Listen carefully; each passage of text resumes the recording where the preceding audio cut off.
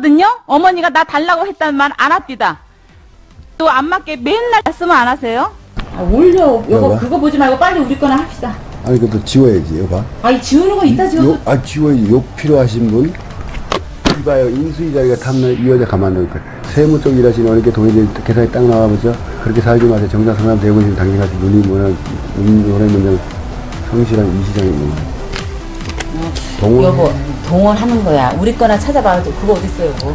일단 지우고 여기 40개 올려놨잖아. 내가 20년 동안 시달렸 다니까. 틀어봐. 이제 틀어봐. 내가 그랬잖아. 모든 게 다 너의 말과 행동이 이렇게 한 사람만 다 한 거 놔둬 여보. 이거는 일부러 들어온 거잖아. 지워 일단. 내 맘이야. 내 블로그 내가 지우는데 지랄이야. 씨발이야. 그러면 여보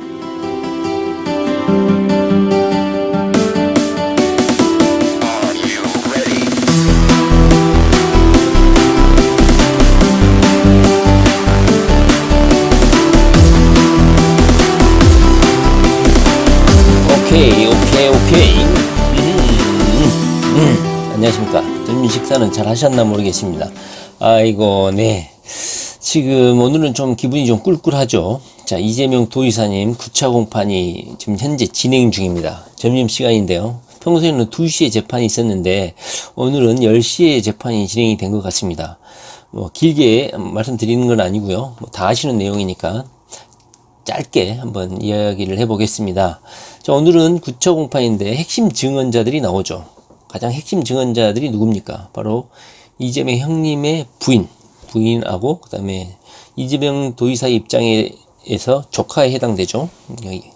박인복 씨의 딸이 증언자로 나오게 되고 용인정신병원 그 의료진들 관계자들이 출석을 하게 됩니다. 총 4명이죠. 현재 오늘 같은 재판 같은 경우는 검찰 측 증언자들이 총 4명이고 가장 그 이재명 도의사하고 적대적인 입장, 가장 강력한 이재명의 형의 그 신분과 수족과도 같죠. 거의 뭐 피가 섞여 있고, 그리고 한나라당이라든가 이런 반대 정적파의 남편이 거기에 정치 입문을 하더라도 막거나 이런 가족이 아니라 적극적으로 남편과 함께 이재명을 반대하는 그런 정파에서 같이 뭐 이재명을 공격했던 부인이기 때문에 이재명에게 가해질 증언들은 당연히 이재명에게 가장 극악하고 가장 강력하고 가장 적대적인 증언을 할 것은 눈에 보듯 뻔하죠. 근데 이재명 도의사의 재판에 왜 검찰들이 가족들을 불러들였냐면, 이재명 그 부인 같은 경우는 이재명 그 형님과 관련 녹취록에 가장 많이 등장하고 지난 경기도지사 선거에서 가장 논란거리를 많이 일으켰죠. 녹취 파일을 한나라당이 아예 개나라당이 아예 제공을 해버려가지고 홈페이지 자체를 이재명 도지사 공격용 홈페이지로 만들 정도로 가장 적극적으로 가담한 사람이 이재명 그 형수님이시죠. 그리고 이재명 그 형수의 그 딸, 그 조카가 김혜경 여사하고 녹취한 부분도 언론, 유튜브라든가 한나라당에 의해서 공개가 됐죠. 제가 이 동영상 앞에 이재명 형님과 박인복 씨의 녹취를 실어놨죠. 그 녹취에서 나온 내용을 들어보면 이 이재명을 공격하기 위해서 물론 가족 간의 이런 사사로운 감정이라든가 아주 그 분쟁하고 서로 사이가 안 좋고 이런 측면은 있겠지만, 이렇게 철저히 서로가 욕설을 하고 녹취를 하고 그것을 편집을 하고 잘라내고 이런 걸 통해 가지고 이재명을 공격하는 정파에게 제공한다는 것 자체는 극도로 이재명에게 대해 적대적이라는 뜻입니다. 그렇기 때문에 오늘 증언에 있어서도 이재명에게 절대로 호의적인 증언을 하지 않을 것이다. 그건 뭐 예상하는 바죠. 현재 그 재판은 이재명 도지사가 피고인석을 이탈한 상태로 증언자들만, 이재명 형수님하고 그 딸만 증언을 지금 현재 진행 중인 상태고, 이재명 도지사는 비극적인 상황인 거죠. 그 친척들 간에 조카를 상대로 해서 뭐 증언을 듣는다든가 증언을 한다는 것은 상당히 감당하기 힘든 상황인 것이죠. 입장을 바꿔 생각해도 저라도 못하겠습니다. 차라리 꼴보기 쉬운 애들 모르겠지만 그렇게도 못하죠. 법정이기도 하고 지금 재판이 진행 중인 상황이기 때문에 그렇게는 못할지라도 뭐 조카라든가 그 이미 잡고한 형님의 부인을 앞에 놔두고 공격적인 질문을 할 수도 없는 것이죠. 그래서 이재명 도지사가 공판정에서 조카의 증언을 듣는다든가 형님의 형수님의 증언을 듣는 거는 정말 고통스러운 일이죠. 특히 이재명 도지사 입장에서는 많이 묻고 싶은 것도 있겠죠. 적대적인 질문을 하고 싶기도 하겠죠. 그러나 이재명 도지사가 머리를 잘 쓴 것 같기도 합니다. 오히려 재판정에서 그 형수님이라든가 조카 질의응답을 한다든가 증인 신문을 한다든가 이런 것은 오히려 재판부 자체에서도 보기 좋지 않고 이재명 도지사 스스로도 괴로운 측면이 있겠죠. 그러나 제가 이재명 도지사라면 괴롭지는 않겠어. 속 시원하게 질문을 하고 질타도 하고 증언자의 주장에 대해서 증언에 대해서 반박도 하겠어요. 저 같으면. 그러나 이재명 도지사가 조카에게 질문을 하지 않고 이재선 형님의 부인에게도 증언자 신문을 하지 않는 이유는 전략적으로 아마 선택하신 게 아닌가 싶습니다. 제가 이재명 도지사를 모르는 건 아니죠. 이재명 도지사의 성격을 알죠. 당연히 증언에 대해 오류를 지적하고 싶고 반박을 하고 싶겠죠.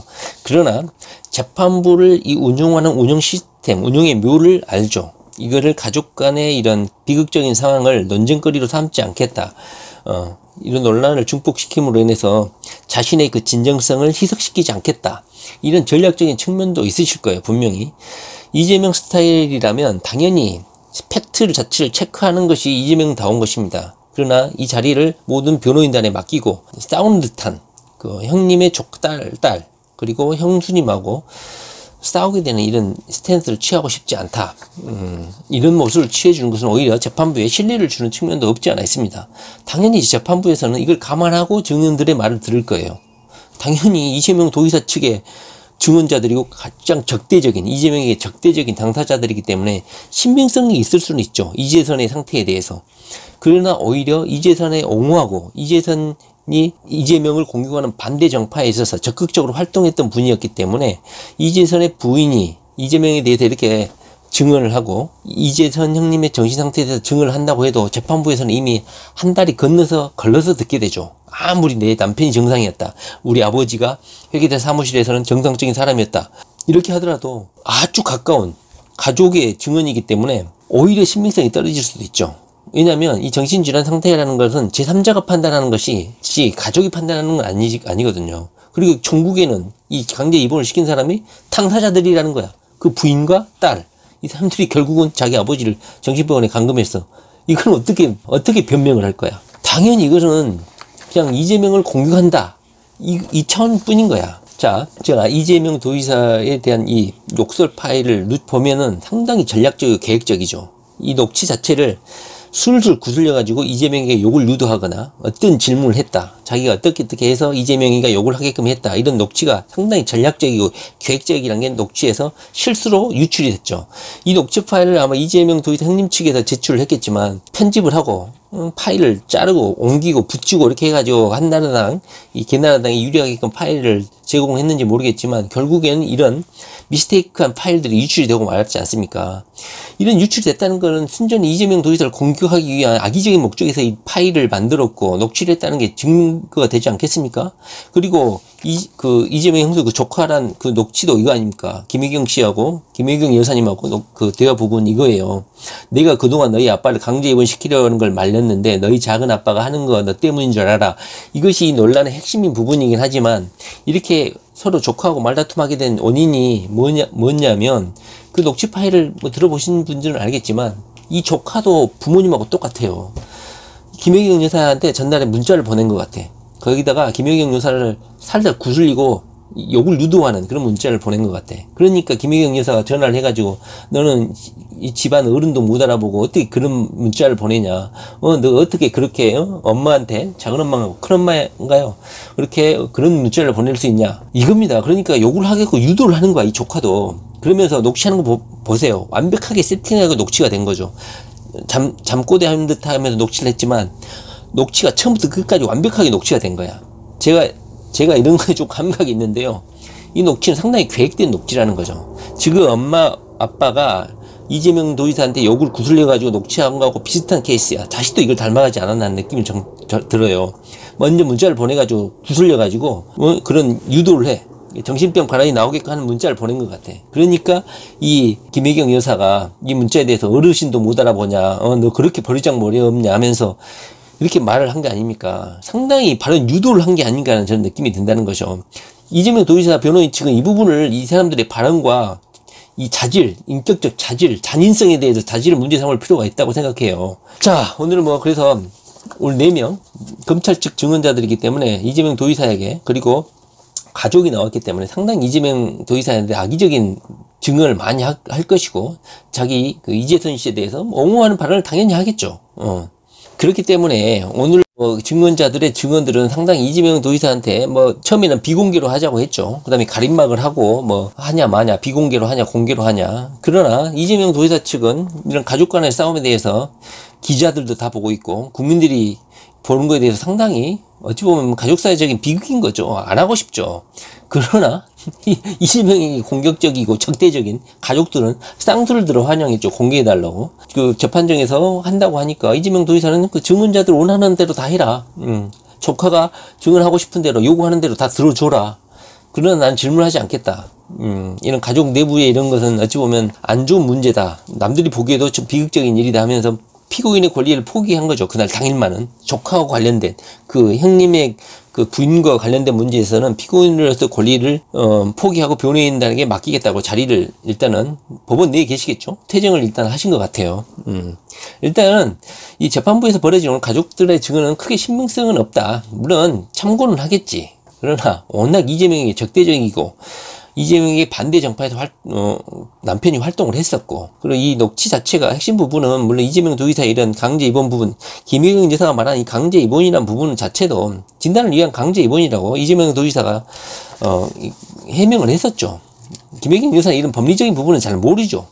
당연히 이재선 형님이 벌였던 많은 행동들에 대해서 이런 평가를 한 거죠. 강제 입원 시킬 정도로 문제가 심각하니까 강제 입원 시키겠다. 당연히 해도 될 말이죠. 현재 그 검찰 측에서 올인하고 있는 이유는 지금까지 8차까지 오면서 이재명 도지사에게 상당히 유리하게 진행됐다. 이제 그다음에 이 형님 정신병질 상태에 대해서 가장 핵심적인 것은 형님이 정신 상태가 정상이었냐 나빴냐 이 부분이 가장 핵심이었는데, 검찰 측 증언으로 나온 많은 공무원들, 검찰 측 증언으로 나온 증언자들이 전부 다 이재선 형님에 대해서 이상한 사람이다, 문제가 있었다, 그렇게 검찰 측 증언임에도 이재명에게 유리한 증언을 했고, 그 다음에 반대쪽 검찰 측에 불리한 증언을 해버렸다는 거예요. 그렇기 때문에 오늘 이재선 그 부인과 조카에 대해서 사활을 걸고 있다. 이렇게 지금 진행이 되고 있는 것 같습니다.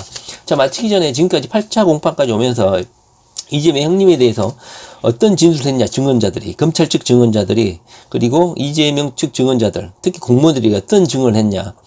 검찰 측 증언이면 당연히 이재명한테 불리한 증언을 해야지 그 정상인데, 대부분이 이재선의 정신 상태에 대해서 이렇게 불리하게 증언을 했다는 거야. 이재선 그 형님에 대해서, 상태에 대해서 간단하게 읽어주고 오늘 마치도록 하겠습니다.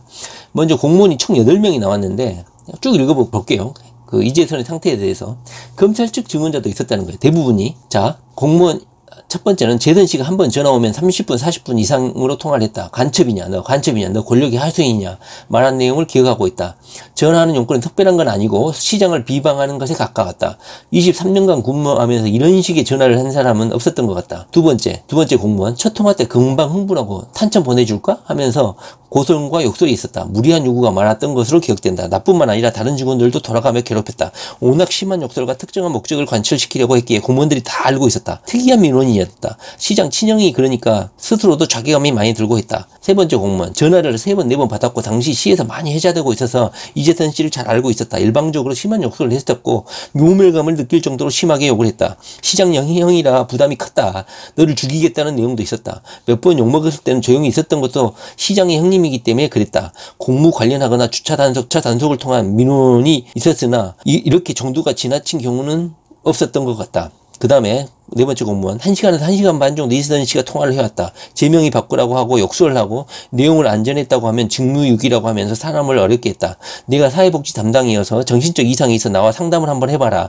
대면한 적 많았던 다른 분들 이상으로 폭언을 하고 욕설을 많이 했다. 들어보지 못한 욕을 많이 했다. 이 사람 미쳤구나 하고 생각했다. 4번째, 민원권을 얘기할 때 굉장히 이해 안 되도록 횡설수설한다든가 굉장히 심하게 욕을 했다. 머릿속에 각인되어 있었다. 욕을 한 것이 내 머릿속에 각인되어 있다. 사람을 바꿔달라고 해서 없다고 하니까 욕먹은 것은 이렇게 심한 욕을 드는 건 공직근무사상 없었다. 4번째, 5번째, 10차례 이상 전화를 받았다. 제명이 바꾸라고 해서 안 계시거나 회의 중이라고 하면 그때부터 폭언을 시작했고 시장과 관계되는 분들에 대해 비판적으로 큰소리치고 이후 일방적으로 전화를 끊은 적이 대다수였던 것으로 기억된다. 2012년께 이재선이 소란 피우고 행패 부리는 것을 본 적이 있다. 이재선 씨가 2012년께 소란을 피우고 관공서에 와서 행패 부리는 것을 본 적이 있다. 상당히 목소리가 컸고 어렵게 대응한 것으로 기억이 난다.